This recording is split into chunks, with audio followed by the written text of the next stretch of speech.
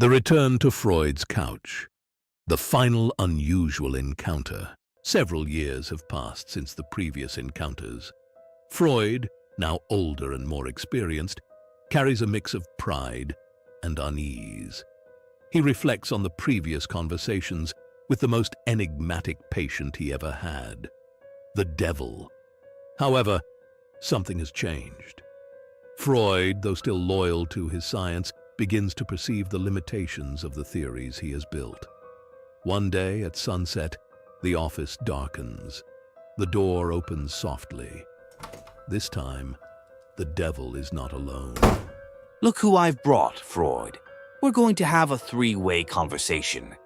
I thought it would be fun. You've always wanted to understand what drives human neuroses, so I thought, why not bring someone with a very different perspective from mine?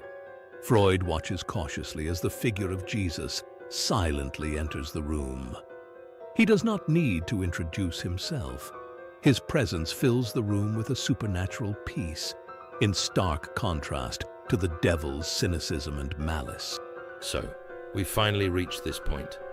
I've always wondered what it would be like to bring together the personification of good and the personification of evil on my couch. What do you have to say to me? Oh, Freud, do you still think you can control this session? You and your desperate attempts to solve the human condition through cold, rational analysis.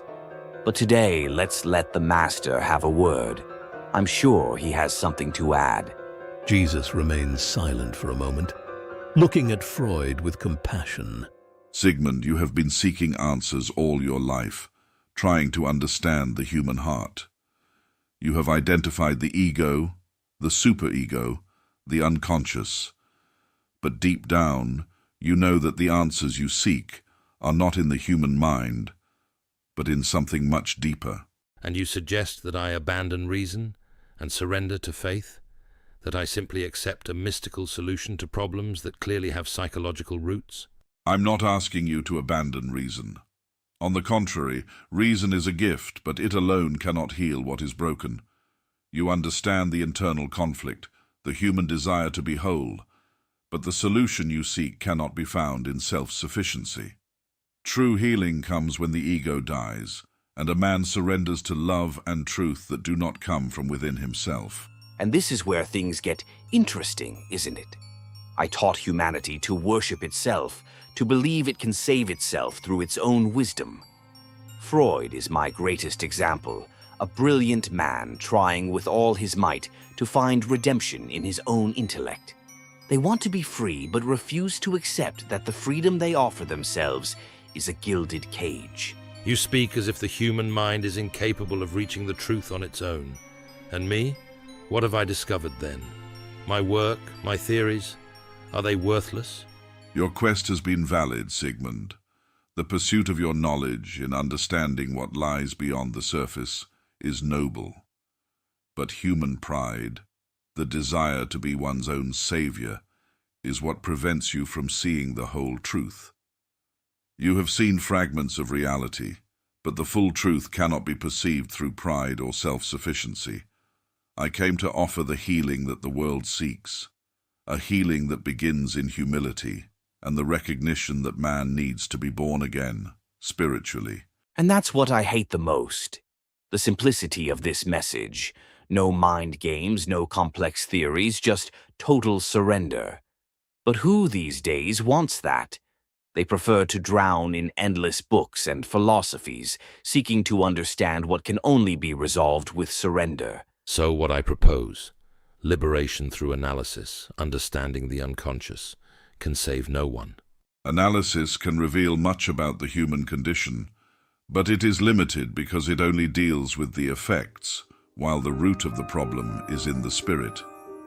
True liberation comes when man recognizes his inability to save himself and allows me to transform him. When the ego dies, true peace enters. I did not come to offer a theory, I came to give life, and life in abundance. But see, Freud, how humiliating that is. To acknowledge that you cannot save yourself, that you need something beyond your brilliant logic. Accepting that would mean denying all your work, wouldn't it? So it's much smarter to keep seeking answers within yourself, where you have control, or at least think you do. Freud looks at Jesus, then at the devil, and finally lowers his head. For the first time, he feels the weight of the burden he carries, the weight of trying to solve everything with his own ability, never considering that perhaps the answer is not within him. And if I'm wrong? And if all I've done is build walls around a problem I never managed to reach? It's not too late to find the truth, Sigmund. The transformation you seek is not in the analysis of the ego, but in the death of the ego, in the humility that brings true peace. I did not come to condemn, but to save what was lost. Well, Freud, it seems that the end of this session depends on you. Will you continue seeking glory in your theories, or will you admit that, deep down, you've always been trying to heal what can only be redeemed by grace? The choice is yours. But know that, whatever your decision, I'll be here, rooting for your success. The room falls silent again. Freud realizes he is facing a choice he never thought he would have to make. The devil, ever manipulative, shrugs and disappears, leaving Freud and Jesus alone in the office. Jesus, with a look full of love and mercy, waits. Freud takes a deep breath, feeling the weight of his entire intellectual life on his shoulders. The end of this story remains open, like so many stories of human search and pride.